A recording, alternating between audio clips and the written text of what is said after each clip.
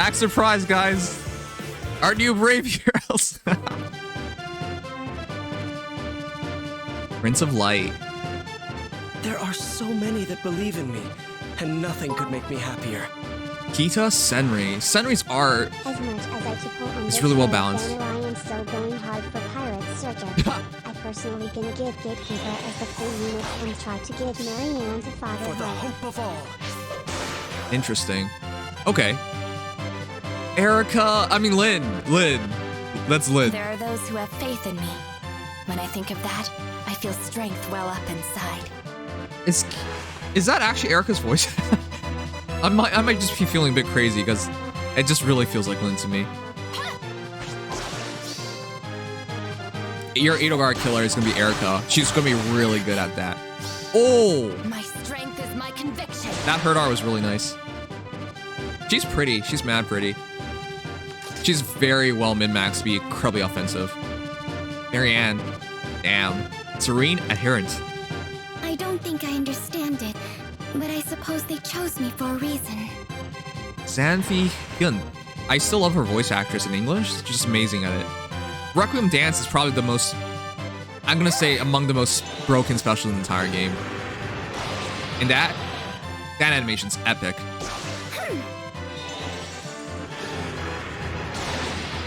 Yep. So now, while it doesn't like give her more, it gives your flexibility in the teams way more, as a whole. Greetings, Summoner. Nothing to report. Nothing to report. Infantry, Green Tome. I could not have guessed this at all. I really just thought he was gonna be a Lancer. Detailed reports. That is, we knew he had to do something concerning like the gatekeeping functioning, and that was absolutely it. Yeah. So many characters in the background. No, she even says she learned how to wield the spear from her brother. Come on. She's way too like stuck. Is Peleus here? No. She's way too stuck on top of like the Ephraim trope. That's why I feel bad, because the Brave Hero thing should have been a celebration of Eirika being herself. Anyways, it is for one. Is it? Did I not look at it? Right, whatever. I'll go back to it. You can spark 4 times, and each of them have a Celestial Stone. So it's absolutely worth it to go hard on this banner. I'm gonna go for 2 heroes at least. I'm gonna try and make my next merge project is gonna be a +10 Marth, because I think that's gonna be very worthwhile. Yeah, Celestial Stone 4 times. All right, so quick check on the skills so everybody's on the same page before we talk it over to everybody. Marth, Genesis Falchion, it has a slaying ability, so Shining Emblem is 1 cooldown. Effect against dragon foes: if unit initiates combat or is within T space in an ally, grants attack speed, defense res +5 during combat, and also grants effects based on total value of bonuses on the 3 allies with highest bonus totals. If over 10, neutralize effects that guarantees foes follow-up attacks and effects that prevents units follow-up attacks during combat. If you guys remember the 2 Morgans, it's kind of like that, right? If over 25, grants an additional attack +5 during combat, and also if the unit deals damage to foe during combat, restores 5 HP to unit, triggers even if 0 damage is dealt. If over 60, if foe initiates combat, unit can counterattack before foe's first attack. So the entire idea is you trigger a Shining Emblem, and all the allies next to him, their bonuses are going to be towards accounts for himself, and depending on the total bonus count. If it's over 10, he gets an Alpha. If it's over 25, he gets attack +5 and healing. And if he gets over 60, it is unit can counterattack before foe's first attack. In other words, Vantage. It's such a well-made hero.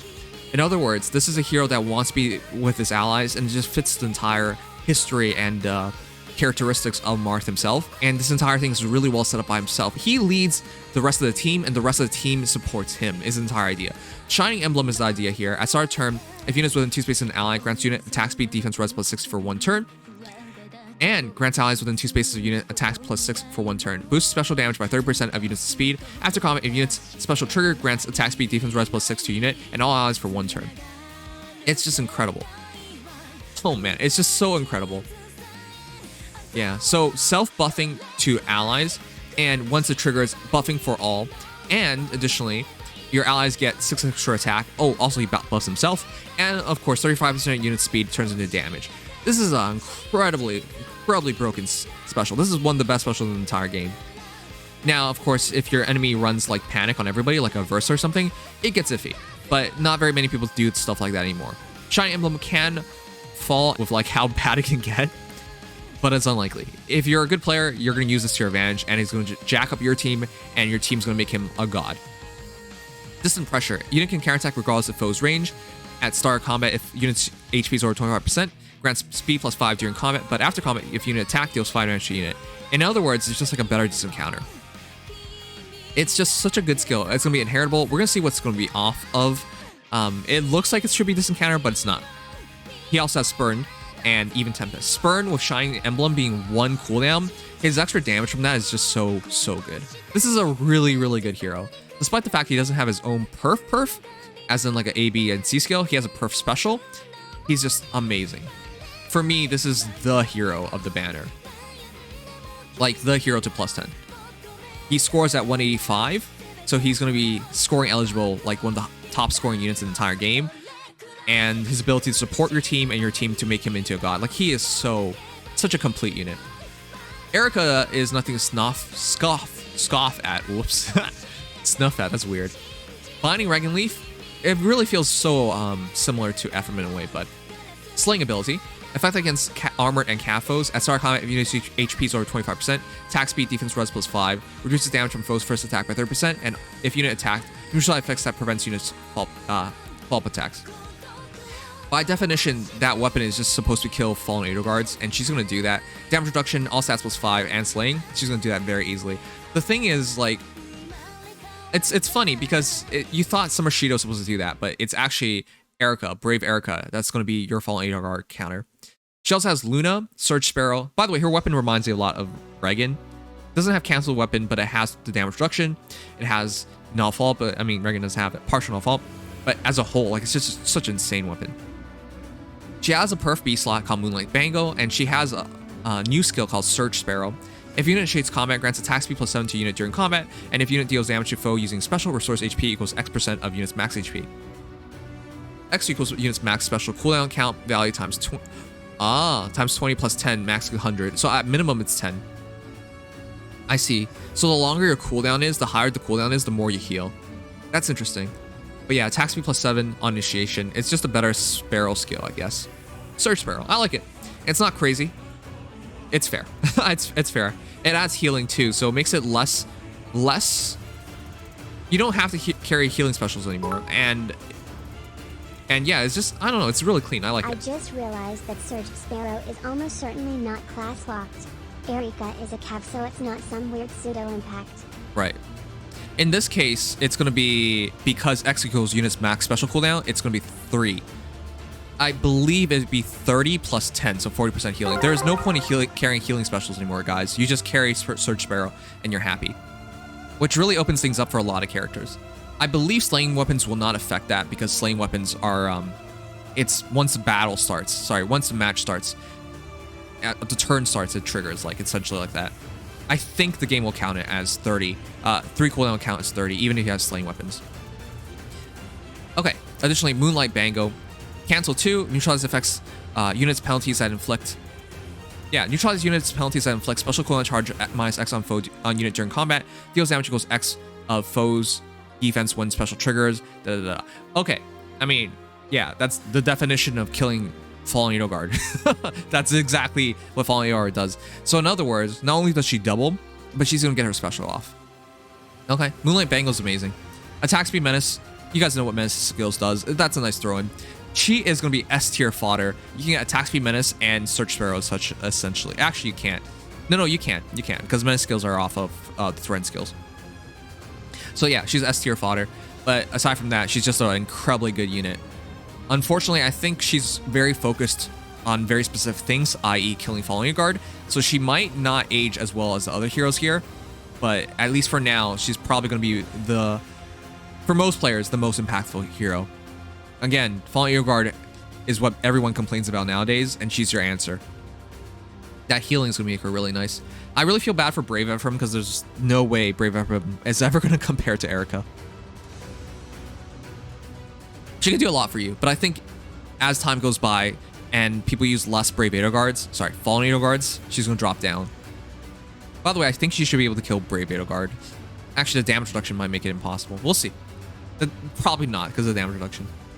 All right, Phantasm Tome on Marianne, speed +3 at start combat if foes HP is over 50%, speed res -6 and neutralize foes bonuses to speed and res. During combat, and also if unit initiates combat, reduces damage from foes first attack by 70%.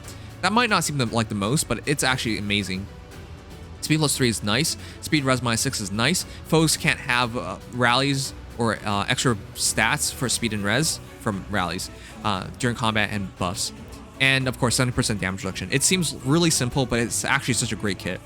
The two most important stats for her, speed and res, she doesn't have to worry about. She should double her opponents, and with 70% damage reduction, so even her opponent can double back with like QR or whatever, which they can't because she has no fault. But even if they could, she attacks, minus 70%, they attack, and then she attacks. That should be enough to get the kill. They shouldn't even get to the second shot. Anyways, Requiem Dance is her special. It's very weird because it feels like it should be a assist skill, but it's not. It's a special. If unit initiates combat or after combat, grants another action to ally with the highest HP within 2 spaces that has already acted. Allies with Sing or Dance can be granted this effect as well. If multiple units meet the condition, effects will not trigger. In other words, because it's 3 cooldowns, because she has Times Pulse, it's guaranteed trigger. The thing is, if you can use it multiple times, it is a definition of broken. If it's only once per turn, Requiem Dance can only work once per turn, then it can be kind of lackluster. So we'll see. And the situation I set up was not even like that easy to do. You would have to actually like focal point her on your team. Marianne, Harmonic, Dorothea, Duo, Penny, and Elazura, they're super dancers. Right, that's what I'm saying. Like, if you put her in a team of super dancers, what could you possibly... Like, what amazing thing can you do with this? Because the reason why I'm confused is because there's a period. Alright, we'll see. I don't know why you period before a bracket. I don't know. That's weird. Once per turn on specials is usually treated just like Gale Force. Yeah. So I'm suspecting it was just like Gale Force. Alright, most likely it's only just straight up once. But if it's just once, it's kind of awkward. You guys want to know why it's awkward if it's just once? If Marianne moves forward by herself to attack something, now, I get it. With attack speed unity, that's not how it's supposed to be. But you guys can imagine like why it's an issue, right? If she moves forward away from her allies to attack something and nothing's within 2 spaces, Requiem Dance does nothing. It just does nothing. Then you have a blank special slot. So if you can't, we'll see. That's a really good special if you can use it correctly, but it might not be entirely busted, is the thing. It might not even do something depending on how your teams are set up and how you're fighting. But with attack speed unity, you want to keep her within 2 spaces of somebody at all times. The other thing is like they might just be within 2 spaces anyways, right? Like they haven't used their turn and they might not be able to attack something. It'll be fun to play around with. That's definitely for sure. Anyways, there's also Null Fault 3 and Times Pulse. It's just a good kit. Requiem Dance, her potential is all about that. How you use that.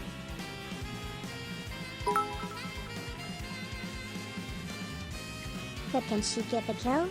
She has no brave effect on her tone like how. Meh. Also the wording is the same as Zeal, so it's only once per turn.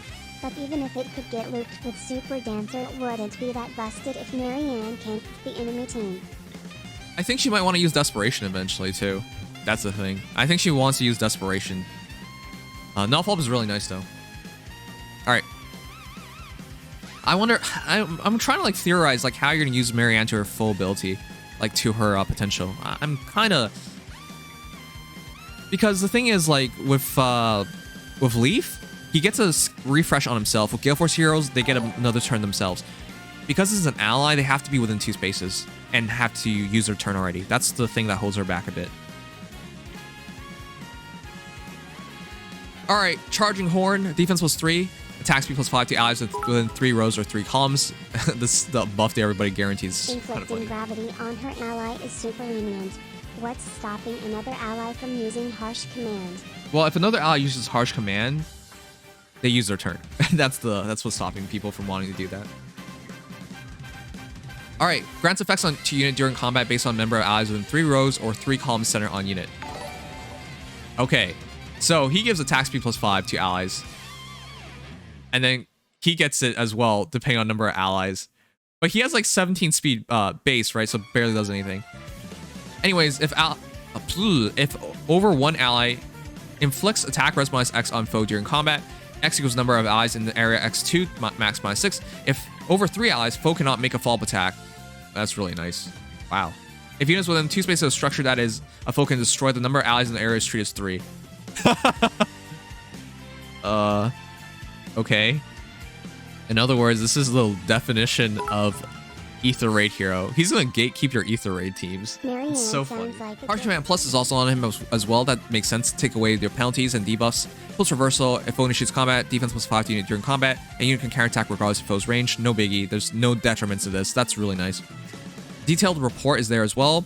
Foe with range of 1 cannot move through spaces adjacent to unit. Foes of range of 2 cannot move through spaces within 2 spaces of unit, and foes can't warp into spaces within 4 spaces of unit. That's such a huge range. That's what I mean. Like Wings of Mercy stuff is just shut down with this guy. And then Joint Riot defense. This is really nice. I'm so baffled. This is such a good hero. Attack press minus X. The Heroes pages with the art are up for all the Thanks. Heroes pay. Yay, is there too. Thanks, Ruby Sakurai. We might check it out afterwards. But yeah, he improves attack and speed of allies. And then with allies, he gets to drop attack and res. And with enough allies, he doesn't even get hit twice. And of course, with a new B skill, just obstructing all kinds of shenanigans. Gatekeeper won't be He's amazing. deployed in auto beyond his bonus week. Calling it now. He doesn't counter caverns and not teams nor other degenerate stuff. Rather, he enables them by making them immune to Gale Force Swarm's I trap. disagree with that. If you put him in front of enemy teams, he's going to lock them down. They can't get past him, remember? That's why he's so useful. Even though he isn't a savior hero, if you put him far enough away from your team, they can't hit anything behind him anyways. That's what the Exemplar was. So, Sigma Sensei... Somebody quote Sigma Sensei on this, because that's going to be one of the... I'm going to bet it's going to be one of the bad takes, as Gatekeepers lock down, like, Cav teams.